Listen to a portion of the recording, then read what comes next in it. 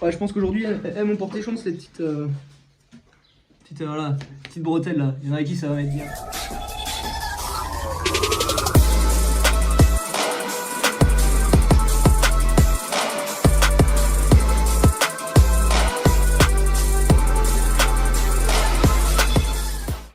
Salut les gars, petite présentation, petite déclisse de Alex qui a gagné le tournoi à Saintes aujourd'hui. Et ouais. Donc alors Bon, petit tournoi sympa, bon, tranquillou, hein, on était même pas 30. Mais bon, ça fait toujours plaisir de revoir les potes. Et puis, top. Hein? Ouais, top. Ouais. Après, c'était pas non plus un régio ou quoi, mais bon, faire une petite profile parce que je sais qu'il y en a qui aiment bien Inister. Et puis, attention, parce que s'il y a un nouveau format avec Branded, la Tower, elle va être sympa. Hein. En termes de match-up, j'ai fait 2-0 contre un SS, la 1-2-0 contre un Salam DPE, 2-0 contre un Sect, 2-0 contre Brave Data. Ouais. Et 2-0 contre un Branded Brave, il y avait du leash. Donc voilà, ouais, full de Z, ça fait plaisir. Puis on va passer sur la petite DL Pokémon, comme j'aime bien dire. Petite présentation. Voilà. À la Sacha Dubourg-Palette. Du coup, je joue. Donc normal, 3 Salamèche, Ligue Magma comme tu veux. Moi je suis de l'ancienne génération, donc t'as capté. 3 Pikachu. C'est les starters du deck, c'est les one card combo, donc voilà, c'est obligé, c'est les ratios. Un Fantominus, un Bulbizarre. J'expliquerai un truc vite fait avec lui tout à l'heure pour jouer autour de certaines end-traps qui sont pas mal contre Despia, donc ça va être représenté, donc c'est pas mal de savoir ce petit combo pour ceux qui jouent Ignition. Un Gachiri. Lui il régale. Lui c'est mon ref, c'est mon pote, il te rend access code inaffecté et là tu te sens vraiment puissant. Et je joue un Dan-Marie. Dan-Marie en termes de soutien à la tour, c'est vraiment insane. Donc voilà pour les monsters. Deoxys, j'ai oublié de dire. Ouais. Et Gravalanche. Voilà. Du coup, 3 Plateau Indigo, ça c'est obligé. 3 Professeur Shen vous rencontre. C'est pareil, c'est starter du deck, c'est la tuto. Un Renaissance. Un combativité, j'avais le choix, je l'ai testé. En vrai, ça peut être pas mal si t'arrives pas à couvrir ton Templar. Si elle est dans le cimetière et que tu n'arrives pas à blockchain ton Templar et que tu prends Ogre dessus, ben, tu peux la bannir, ça évite que ça te fasse chier quoi.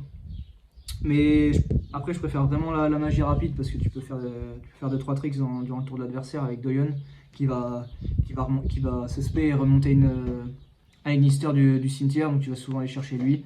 Et si jamais ton adversaire il arrive à passer la tour au combat, à tenter de la passer du moins, tu peux annuler l'attaque et les Deoxys il permet quand même de se bannir du cimetière mais aussi du board pour annuler l'effet d'une carte, donc ça régale.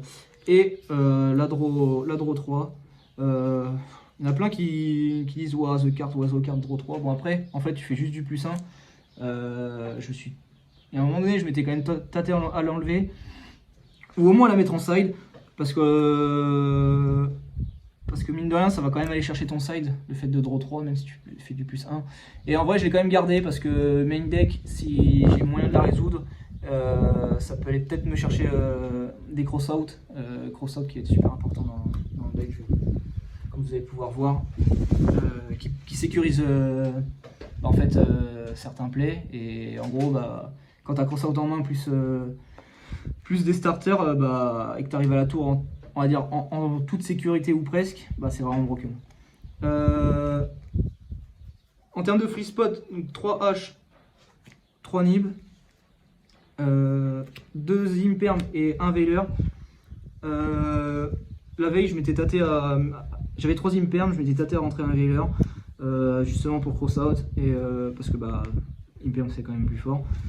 Et ça te permet autour de ne pas prendre TTT ou quoi que ce soit, ou même call by. Mais pour nourrir le cross-out, je me suis dit vas-y, nique Sam, je vais quand même cut une imperm. Ça fait plus ou moins le même job, du moins ça y ressemble, donc du coup bah au moins pour couvrir l'épée. Ensuite, donc 2 belles, voilà, parce que dans le format, bah, belle est broken. Du coup, le blondinet, 3 cross-out. En vrai, je l'ai utilisé 2 fois.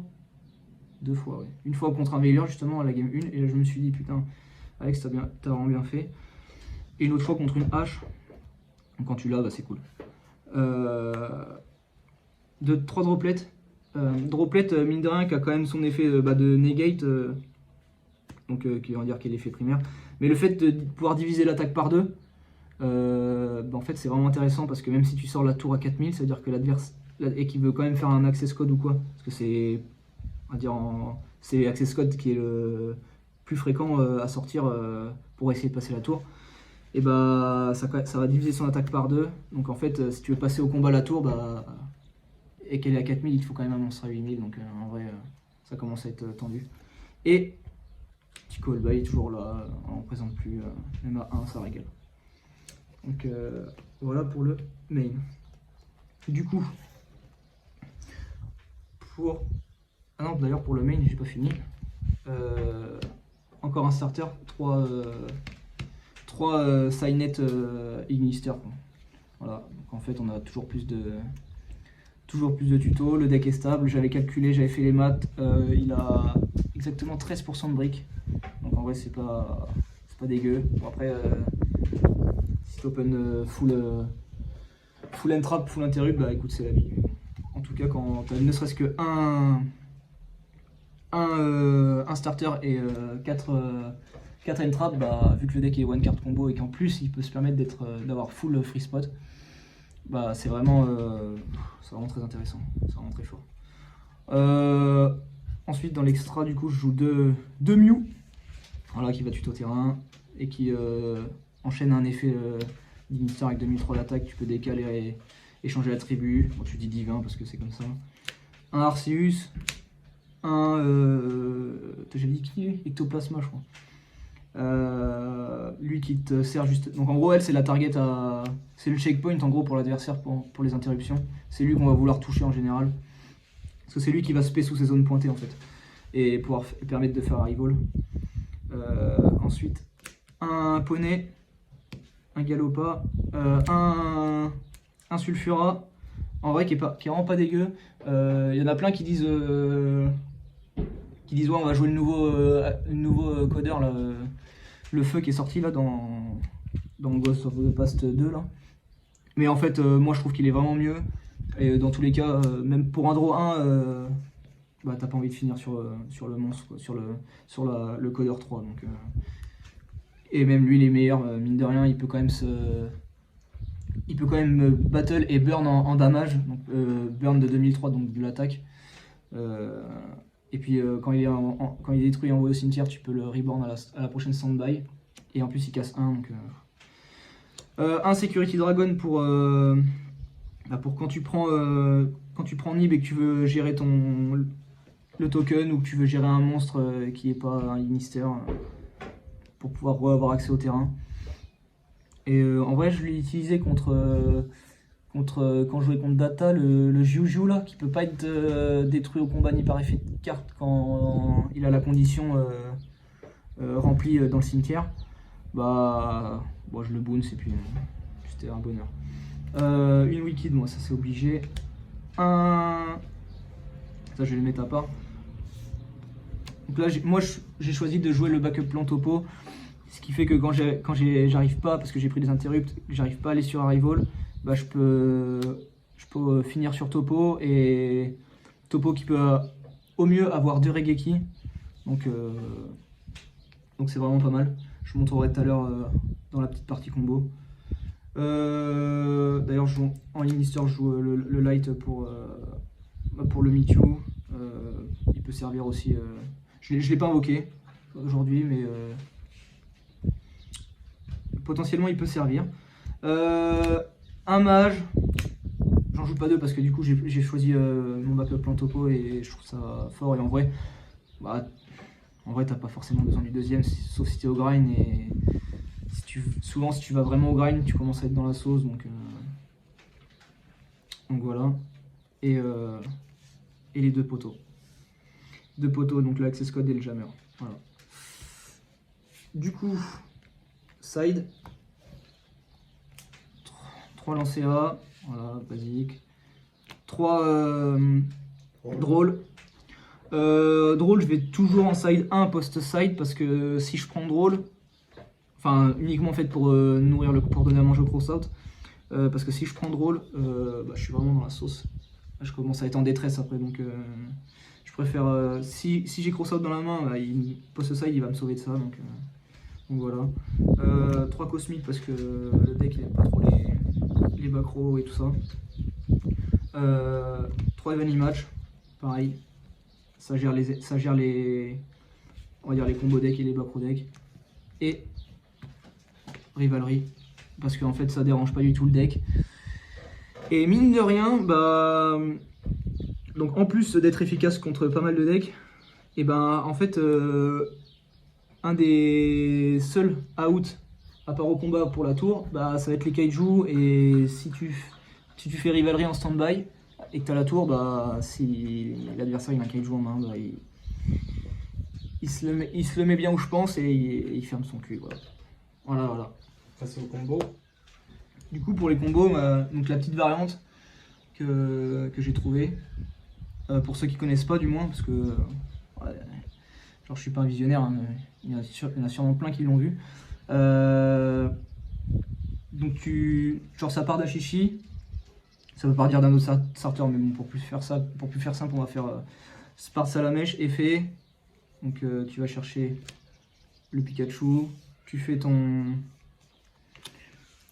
enfant, hop, donc ça va dans la main. Enfant, il va chercher le terrain, donc tu actives le terrain, tu fais effet terrain, du coup tu peux spé lui. Donc tu fais effet, tu vas chercher une magie piège, donc là tu vas chercher le Mewtwo. Tu vas activer Mewtwo, tu vas révéler Templar, tu vas aller chercher ton Fantominus. Voilà. Ensuite, tu pars sur ta Wicked, qui va être ici. Voilà. Tac, tu refais effet terrain. Tu spé ton Doyon, tu fais un Wicked de Doyon. En vrai là c'est la loupe normale, hein, que tu bannes ton enfant qui est au cimetière en coste. Lui tu vas chercher celle que tu as norme, donc en l'occurrence le Salamèche. Là pour l'instant il n'y a rien qui change. Du coup tu récupères ça en main. Hop, lui tu l'envoies. Moi je préfère l'envoyer au cas où, pour justement si je prends trop d'interrupt et que je peux pas arriver sur Arrival. Voilà, je préfère faire Linguribo au cas où, je vais vous montrer après pourquoi. Pour avoir accès à mon backup plan topo. Hop, j'envoie ça au grave. Voilà, je fais le mage qui est là. Tac. Là du coup, c'est là où ça va changer. Ah oui, donc on a été chercher ça aussi avec au préalable avec Wicked, bien entendu. C'est là où ça va changer. Du coup, en fait, on va faire effet terrain. On va spé celle qu'on a norme. Là où avant, en fait, on aurait spé lui. On aurait spé le Blizzard. On va spé celle qu'on a norme. On va faire effet du mage. Du coup, on va pouvoir reborn. Et là, du coup, on va passer direct sur Templar. Là où avant aussi, on faisait du coup le poney, effet bourreau, reborn l'autre matos de fusion. Donc là, on va passer direct sur le Templar. Et là, du coup, on va faire effet terrain. On va spé bourreau du coup sous une zone de Templar. Et là, en fait, sans utiliser un deuxième enfant, parce que c'est pareil, tu peux blockchain aussi, avec tu le spé à côté, tu fais ton deuxième enfant, là ça fait 1, 2, mais bon, ça te demande de gaspiller un autre enfant, donc c'est relou, sachant qu'il est joué que x2. Donc là, du coup, ça fait un Templar de Bourourou, donc il va foolish la Dane-Marie, là. Et Dane-Marie, là, et là, voilà. Qui a foolish la Dane-Marie, donc ça permet quand même d'avoir ton support. Et du coup, bah, Templar qui va se résoudre et tu spé les autres éléments, là. Et en fait, du coup, ça permet de tourner, donc, de jouer autour de Ogre, mais surtout de Bell, en fait, qui était, qui va être, je pense, omniprésent dans la méta, à cause de Desphere. Et du coup, après, genre, moi, je vais déconseiller de faire, parce qu'on pourrait après faire, hop là, le poney. Le poney, il est là, le poney, putain. Voilà, de faire le poney, et du coup, bah, faire effet bourreau du cimetière, pouvoir reborn lui, et en fait, du coup, là, on fait, un reroll tout pareil à 4000. Je sais même pas où elle est là. Ouais, là.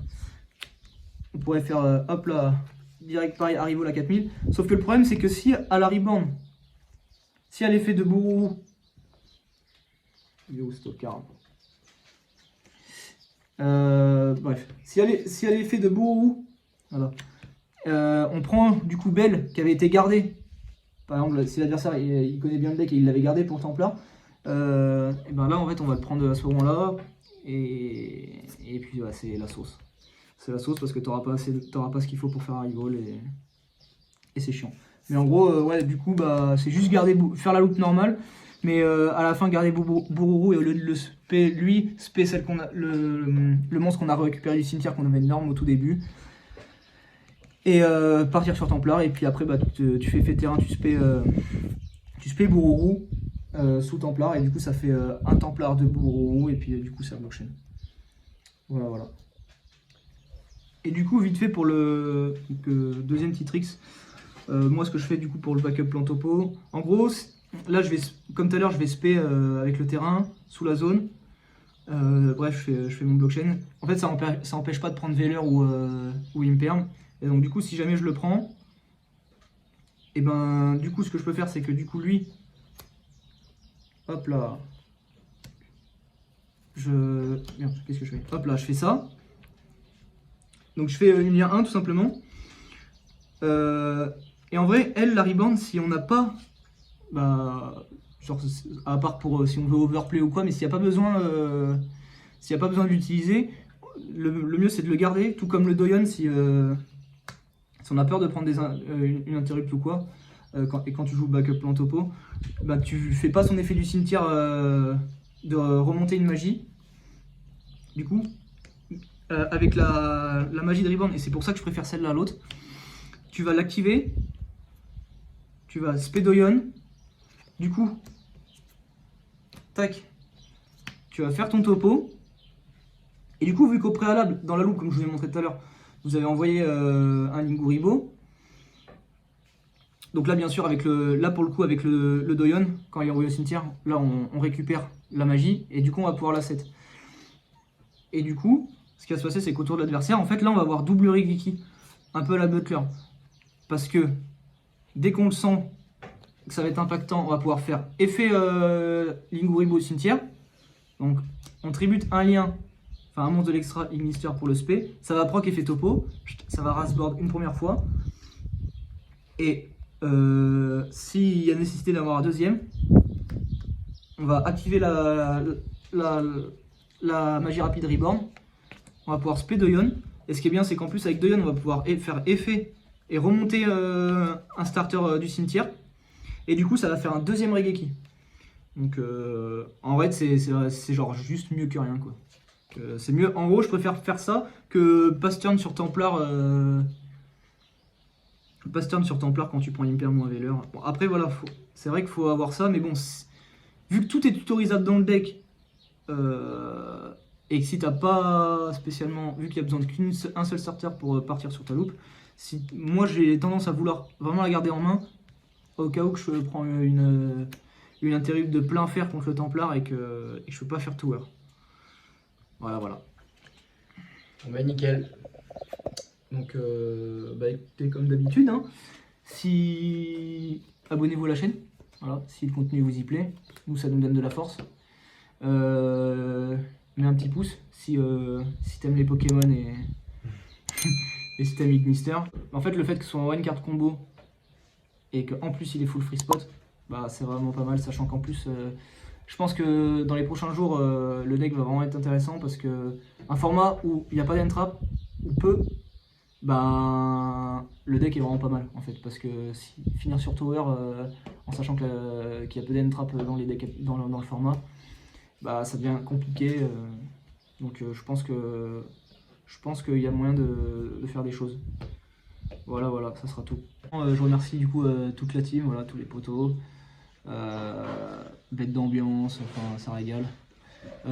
Et d'ailleurs, le petit playmat Ignister que j'ai sorti aujourd'hui avec le deck, hein, c'est eux qui me l'ont offert pour mon anniversaire. Voilà, grand merci, des bisous. Puis ben, petite dédicace à ma femme, voilà, qui me soutient dans la discipline. Ça te régale ou pas celle-là? Voilà, dédicace à mon bébé, futur recrue. D'ailleurs, à l'avenir, donc on a notre sponsor. Vu qu'on est passé sous Asos, on va pouvoir avoir des displays donc, qui sont sponsorisés par la boutique. Faire plus d'ouverture. Voilà, faire plus d'ouverture, ça fera du contenu sur la chaîne un peu comme là, parce que en vrai pour un event où on était à même pas 30, il n'y a pas forcément nécessité de faire un profile, mais je pense qu'il y en a à qui ça pourrait intéresser. Ignister, je trouve que le deck est vraiment pas mal. Et ça fait du contenu pour la chaîne surtout. Voilà, en toute honnêteté. Sur ce, on se retrouve pour une prochaine vidéo. Allez, peace les gars. A plus. Hey yo!